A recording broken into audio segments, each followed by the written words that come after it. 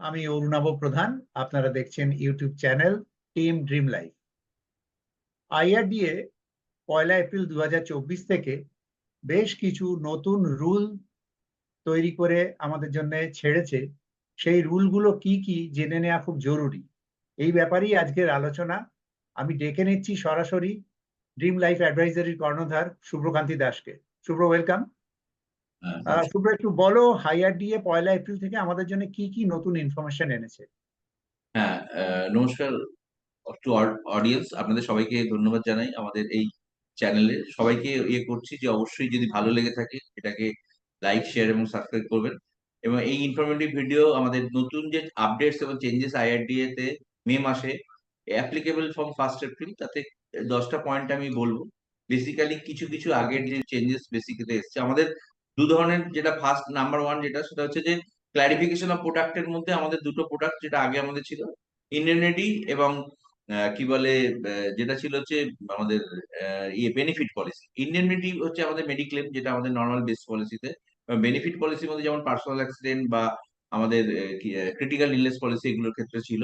তো যেটা প্রথম গাইডলাইন এসছে যে এই ক্রিটিক্যাল ইলনেস পলিসি বা যে পলিসিগুলো আছে, এটা লাইফ ইন্স্যুরেন্স এবং হেলথ ইন্স্যুরেন্স এর মধ্যে লাইফ ইন্স্যুরেন্সকে স্পেসিফাইড করে দেওয়া হয়েছে যে তারা কিন্তু এই আমাদের বেনিফিট পলিসি বিক্রি করতে পারবে, ইন্ডেমনিটি পলিসি বিক্রি করতে পারবে না। মানে তারা যেমন আমাদের অনলি ক্রিটিক্যাল ইলনেস বা অনলি পার্সোনাল অ্যাক্সিডেন্ট, মানে অ্যাক্সিডেন্টাল কভারেজটাই তারা দিতে পারবে, কিন্তু মেডিক্লেমের মতো ইন্ডেমনিটি তারা তাদের প্ল্যানের সাথে অ্যাড করতে পারবে না। এটা একটা চেঞ্জেস, যেটা আগের ক্ষেত্রে কিছু অপশনাল ছিল, যেটা চেঞ্জেস এসছে। নাম্বার টু হচ্ছে যে আমাদের scope of health insurance product, যেটা আমাদের ক্ষেত্রে স্পেসিফাইড আইআরডিএ বলেছে অ্যাজ পার যে সবকটা ইন্স্যুরেন্স কোম্পানিকে, যে তাদের specified as per segment product করতে। যেমন সিনিয়র সিটিজেন একটা সেগমেন্ট, কারণ এদের প্রত্যেকের ক্লেম রেশিও বা প্রত্যেকের এগুলোর ক্ষেত্রে আলাদা এক্সপিরিয়েন্স হয়। তো সেক্ষেত্রে যারা স্টুডেন্ট তাদের জন্য, বা যারা সিনিয়র সিটিজেন যারা এদের জন্য, বা যাদের ক্ষেত্রে কোনো রোগ নেই তাদের জন্য, যাদের ক্ষেত্রে কোমরবিডিটি আছে, এরকম ভাবে স্পেসিফাইড ডিজাইন প্রোডাক্ট এর কথা ওরা স্পেসিফাই করেছে। এটা একটা নতুন চেঞ্জেস। এরপর যেটা একটা সব থেকে বড় উল্লেখযোগ্য জায়গা, সেটা হচ্ছে প্রাইসিং। প্রাইসিং এর ক্ষেত্রে আইআরডি নতুন যেটাতে বলেছে, তার প্রেসক্রাইব তাতে বলছে যে মানে যারা কাস্টমাররা অলরেডি ইন্স্যুরেন্সে আছে, যাদের ক্ষেত্রে ক্লেম রেশিও ভালো, বা যাদের ক্ষেত্রে অনেকদিন পলিসি চালাচ্ছে কিন্তু ক্লেম নিচ্ছে না, তাকে ডিসকাউন্ট বা পলিসির ক্ষেত্রে কিছু বেনিফিট দিতে হবে, যাতে সে মানে যে এটা রয়েছে তাকে কিন্তু সেই বেনিফিটটা সে পেতে পারে। মানে আজকে দেখা যাচ্ছে 3 বছর, 4 বছর বা 5 বছর তার কোনো ক্লেম আসেনি, সেক্ষেত্রে তার ফার্দার যে রিনিউয়ালস এর ক্ষেত্রে তাকে একটা নো ক্লেম ডিসকাউন্টের অপশনস একটা আসার কথা বলেছে।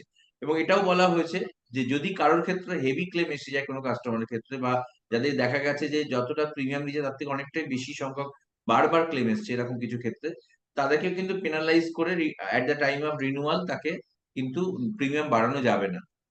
যদি আমাদের নর্মাল প্রিমিয়াম যেভাবে বাড়ে সেই অনুযায়ী বাড়লেও শুধু প্রিমিয়াম বাড়ানো মানে তার ক্লেমের জন্য তাকে লোডিং চাপানো যাবে না। এটাও একটা নতুন চেঞ্জেস এর মধ্যে এসছে।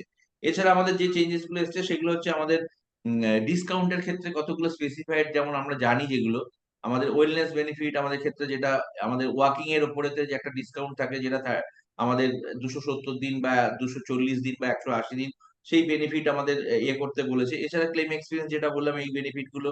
এছাড়া আমাদের আদার্স যে সমস্ত এজ রিলেটেড এগুলোর ক্ষেত্রে যেখানে যেখানে ডিসকাউন্টস এর অপশনস কাস্টমার সেন্ট্রিক হচ্ছে, সেগুলোর ক্ষেত্রে ওরা বলেছে সেগুলোর ক্ষেত্রে প্রোভাইড করতে। তার মানে প্রাইসিংটা যদি হয় তাহলে সেক্ষেত্রে অ্যাফোর্ড করতে হবে। এবং particularly for senior citizen specified product launch করতে ডিজাইন করতে বলেছে, যাতে that can be affordable to all senior citizen, যাদের ওই সময় গিয়ে ইনকাম বন্ধ হয়ে যায়, এবং সেখানে ক্ষেত্রে তারা যাতে ওটা লাইফ টাইম চালাতে পারে।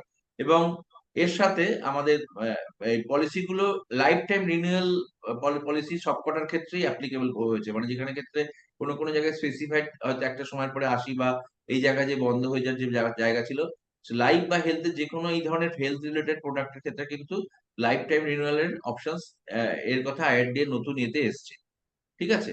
এরপরে আরেকটা পয়েন্ট, পরের পয়েন্ট যেটা খুব আরেকটা vital point, that is Ayush treatment. Ayush treatment আমাদের কিছু কিছু প্ল্যানে আছে, কিছু কিছু প্ল্যানে নেই, এগুলো প্রি ডিজাইন। কিন্তু এখন যে নতুন আইআরডি সার্কুলারে বলছে যে দ্যাট শুড বি ম্যান্ডেটরি। আমাদের যেমন অ্যালোপ্যাথিক ট্রিটমেন্টের মতো আমাদের আয়ুষ ট্রিটমেন্ট, মানে আমাদের আয়ুর্বেদিক, যোগা, ইউনানি, তারপর আমাদের ন্যাচারোপ্যাথি এবং হোমিওপ্যাথি, এই 5টা ট্রিটমেন্টের অন অ্যাডমিশন যা যা ট্রিটমেন্ট আছে সেটাকেও সমান গুরুত্ব দিয়ে আমাদের অ্যালোপ্যাথিক এর মতো সবকটা প্ল্যানেতে এটাকে ইন্টিগ্রেট করতে হবে। এটাও কিন্তু নতুন সার্কুলারতে এসছে।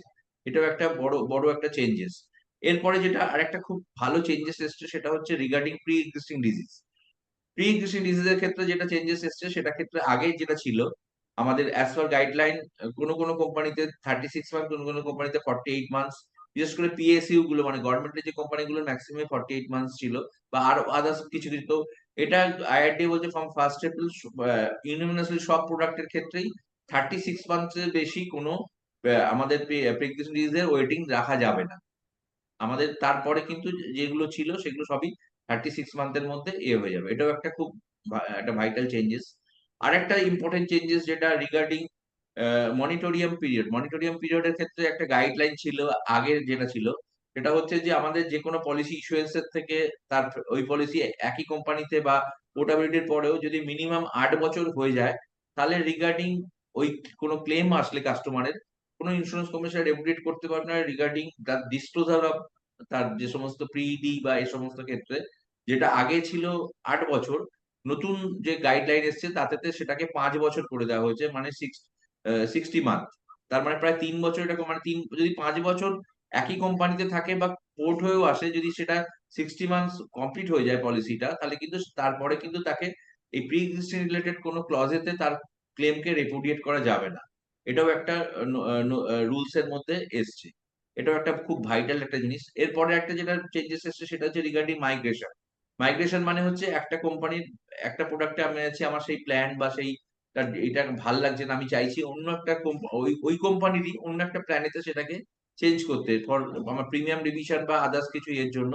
সেখানে ক্ষেত্রে কিছু কিছু কোম্পানিতে তার রুলস রেগুলেশন বা রেস্ট্রিকশন ছিল যে আমি এই প্ল্যান থেকে এই প্ল্যানে যেতে পারবো না, বা যে অ্যাজ পার আন্ডাররাইটিং। কিন্তু এখন যেটা বলা হয়েছে যে সেখানে ক্ষেত্রে যদি মাইগ্রেশনস এর ক্ষেত্রে একই কোম্পানি থেকে একটা প্রোডাক্ট থেকে অন্য প্রোডাক্টে তাকে মাইগ্রেশনের সুবিধা কাস্টমারকে দিতে হবে। এরপরে আরেকটা যেটা সুবিধা দিয়েছে সেটা হচ্ছে যে রিনিউয়াল এর ক্ষেত্রে আমাদের গ্রেস পিরিয়ডে যদি রিনিউয়াল কোনো কারণে কাস্টমার মানে না করতে পারে, গ্রেস পিরিয়ডে যে পিরিয়ড আছে, তো সেই পিরিয়ডের পরে কিন্তু কাস্টমারকে 1 মাসের মধ্যে যেটা করতে পারে সেই সময় তাকে অবশ্যই তাকে ওই রিনিউয়ালের সুযোগ দিতে হবে, এবং as per irrespective of company সবাইকে কিন্তু রিনিউয়াল করার দিতে হবে। এবং সেখানের মধ্যিখানে কোনো ক্লেম আসলে সে পাবে না অবশ্যই, কিন্তু আলটিমেটলি তার আগের সাম অ্যাসিউরড বোনাস এবং কন্টিনিউশন বেনিফিট পুরোপুরি ওই পিরিয়ডে কিন্তু ওই ইভেন আফটার গ্রেস পিরিয়ডও তার কন্টিনিউশন সে পাবে। এটাও কিন্তু আমাদের স্পেসিফাইড এটার মধ্যে এসছে। তো ওভারঅল আমরা যদি দেখি আমাদের নতুন যে এটা এসছে তাতে কিন্তু আমাদের আইআরডিএ চাইছে যে কাস্টমার সেন্ট্রিক একটা ভাবনা চিন্তা, যাতে ইন্স্যুরেন্স কোম্পানিগুলোর প্রচুর জায়গা যেগুলো ক্ষেত্রে আমরা ম্যাক্সিমাম দেখেছি ক্লেম রিলেটেড যে আমাদের ইয়ের জন্য স্পেসিফিক ডিজিজ বা আমাদের এই ডিজিজ গুলোর ক্ষেত্রে প্রি-এক্সিস্টিং ডিজিজের ডিসক্লোজার রিলেটেড যে অনেক জায়গায় ট্রান্সপারেন্সি যে ব্যাপারটা ছিল সেটাকে অনেকটা সিম্পলিফাই করার চেষ্টা করেছে এটাতে। এবং আশা করি ভবিষ্যতে এটা 1 এপ্রিল থেকে এবং ইন ফিউচারেও আমাদের অনেক সময় ক্লেমসে বা এক্ষেত্রেও কাস্টমার অনেক সুযোগ সুবিধা ভবিষ্যতে পেতে চলেছে। ওভারঅল এটাই একটা ভিউ আমাদের যে চেঞ্জেস গুলো এসছে তার মোটামুটি আমি তোমার সাথে শেয়ার করলাম। Thank you Shubhra. অ্যাকচুয়ালি যারা একটা দুটো টেকনিক্যাল টার্ম হয়তো জানেন বা জানেন না, পোর্ট হচ্ছে এক কোম্পানি থেকে আরেক কোম্পানিতে যাওয়া, মাইগ্রেশন হচ্ছে একই কোম্পানির মধ্যে এক পলিসি থেকে অন্য পলিসিতে যাওয়া। আচ্ছা, এখানে শুভ্র একটা পয়েন্ট আলোচনা করে নেওয়া যাক।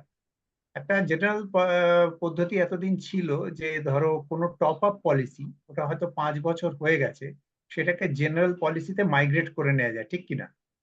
একদম। এটা কি মনে হয় যে পোর্টে মানে আমাদের যেগুলো টপ আপ পলিসি ওগুলো পরে পোর্ট করা যেতে পারে? তোমার কি ধারণা? হ্যাঁ, করা যেতে পারে। গাইডলাইন তৈরি হয়নি। আগে যেটা ছিল অবশ্যই টপ আপ পলিসিতে পোর্ট করা যাবে, হ্যাঁ, বেস পলিসিতে পোর্ট করা যাবে।